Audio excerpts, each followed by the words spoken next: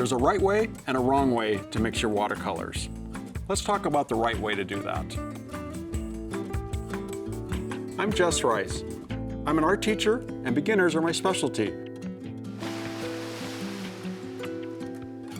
Probably the most important step with watercolors when you're first starting with them is getting your watercolor paper to the right temperature, meaning getting it wet and letting the water soak in just the right amount of time. I want to get my paper nice and wet, lots of color, or lots of water to start with. Get your paper nice and wet.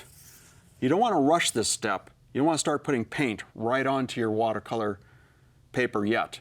It's too wet. All your paint's going to run right off. You have to let this soak in for just a couple seconds. What's happening is the weave of the paper is starting to open up a little bit. The paper starts to relax. It's like a dried sponge. It takes water for it to kind of relax and open up. We've got all those nice pockets in our watercolor paper. That's where our pigment's going to sit. We have to let the water soak in a little bit for that paper weave to open up a little bit. One way is you can check to see if you've wet everything enough. You can hold your watercolor paper at eye level. You can look across so you can see exactly what's wet and what's dry, or just bending over and looking at eye level. Again, seeing what's wet and what's dry. I see I have a big dry spot right here. I can add a little bit more water. Let's get that nice and wet. I can tell my water is starting to soak in a little bit because the shine is starting to go off of it, just a little bit. Just have to wait a couple seconds, let that water soak in, and you're ready to go. Now I'm going to start mixing up my paint. Same thing. I want my paint to be a nice consistency out here. I don't want too much pigment. I don't want too much water. I just want the right mix of the two. I usually rinse my brush, make sure it's nice and clean.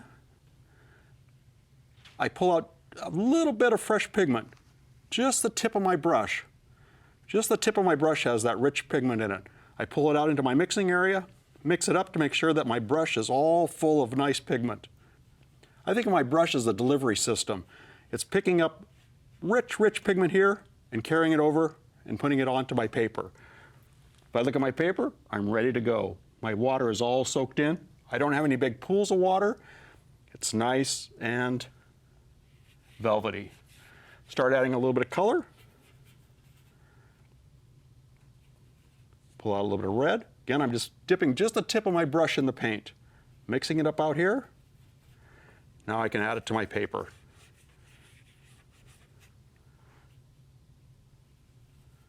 A little more pigment. Can always add just a little bit more water. Again, I'm just dipping the tip in my water jug.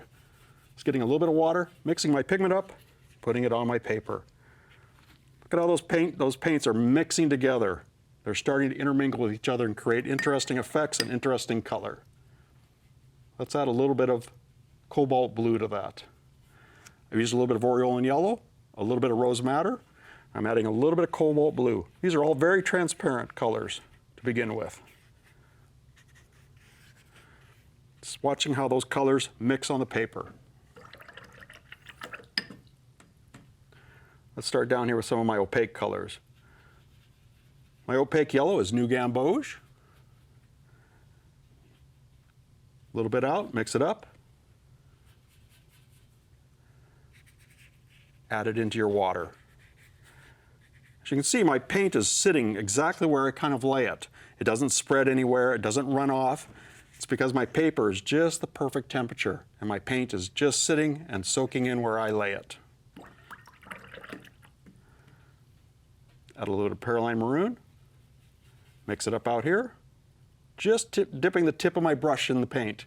Mix it up. Add it to my paper,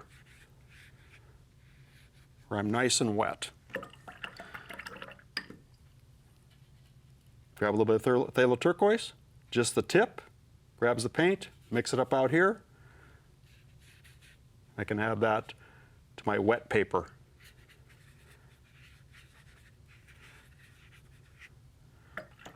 Once I have paint laid down here, I can always rinse my brush and come back in and pull paint around as well.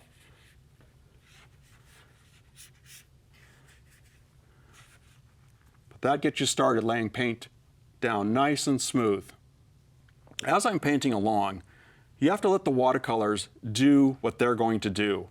And you're better off by just letting things happen and come back later, and once it's dried, fix them or try to change them a little bit. I've got some little spots in here.